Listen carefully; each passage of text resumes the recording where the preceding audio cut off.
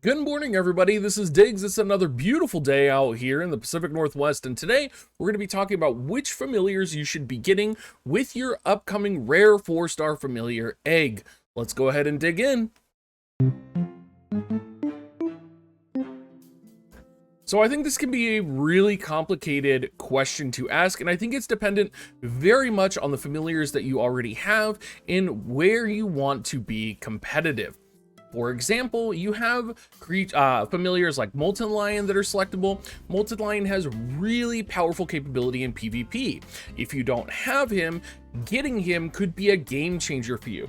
Very similarly, we also have Hippocampus, who is also a game changer in PvP. Hippocampus has the ability to silence your opponents. So if you're approaching this from a PvP perspective, I think undoubtedly, if you're trying to be more competitive, you should be looking at Hippocampus and you should be looking at Molten Lion.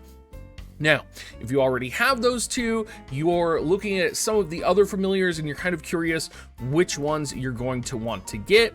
Your selection is basically going to be, potentially Staghorn, Bunny Bot you're going to be able to get. You'll be able to get Arachnus as well. Firelynx is a possibility.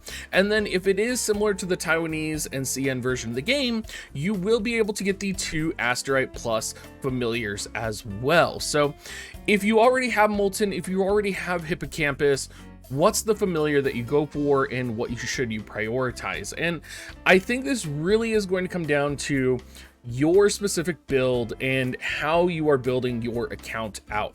As I said, I think universally Molten Lion and Hippocampus are the 2 most important just because they have the most PvP viability and are going to impact your account if you don't have a single copy of them already. So if you don't have any though, if you don't have a single copy of Hippo or Molten, grab them. That's going to help you quite a bit.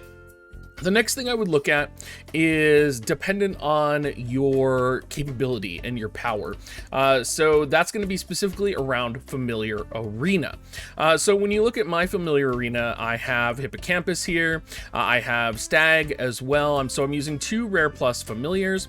And, the reality is, though, they are not the strongest. Particularly my Hippocampus isn't even awakened at all, and my Stag is at 2 awakenings. So if I want to strengthen my Familiar Arena team and I'm looking here, I think it's likely my Hippo may get replaced in the near future by potentially even Boar, depending on how things go. And my Stag is already at Awaken 2, so I my Stag to Awaken 3 if I wanted to maybe kind of hit that threshold and buff him up a little bit more. For me, though, I am looking at my Molten Lion, and I think Molten Lion does have the capability to become really powerful. I've still just recently pulled him. I think he could be really good for me in Familiar Arena, so I do want to pull a copy of Molten Lion. I do also use him in PvP all the time. So for me, if I'm looking at the long game in terms of making my Familiar team setup work, I may want to go for Molten Lion because I think Hippocampus is not going to last as long as we think it will. I think we'll probably see a couple more wind familiars come out in the near future or earth familiars, and I have a feeling that water may get power crept down just a little bit. So I could see my Hippocampus being on the out, and then if my Hippo's out, my Stag is probably going to be out too. So I mean, I could invest on an Awakening 3 on my Stag, but I think both of them are eventually probably going to be removed from my Familiar Arena composition. If I wanted to try something unique here and something different, I could potentially go for Firelynx to lower healing generation on the opponent, but I don't know that that's really the direction I want to head. Now, I could pull Arachnus as well.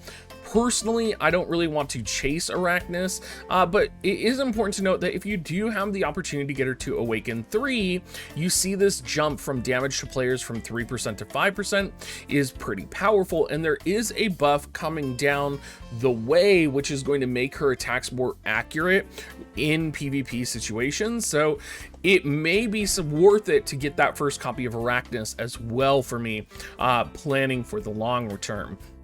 Now, the one rare plus familiar that you're not seeing here besides Firelynx is obviously going to be Bunny Bot. And I think universally, if you have a bunny bot, you are probably going to want to upgrade your bunny bot. I think that's going to be a really good familiar to focus on. In terms of the Asterite familiars, you shouldn't invest necessarily in either of them. I am not the biggest fan of them. I've talked to, if you guys are familiar, with Jason, who is someone who owns the Crab-O-Lantern. He has a Crab-O-Lantern at Awaken 0, and while it may be really good in the future, or if you can get it to multiple Awaken levels, just having an Awaken 0 version of it hasn't really proved useful for him in Familiar Arena or in PvP in any capacity. Rimu, I think, is a little bit more useful. He does lower your stun resist rate. He does lower damage from players.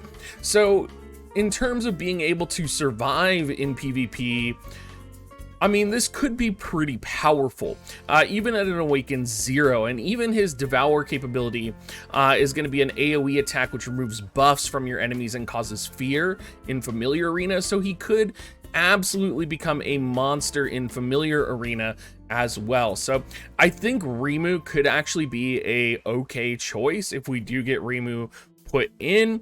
I do think if you are going to invest in Rimu, or Rimu is going to be the choice that you're going to go, you may want to spec things around it, like have a goal for him. Is he going to be in your Familiar Arena composition? Is he going to be in some other type of formation to help you out? Are you going to use him in PvP? Are you building a stun resistance formation, right?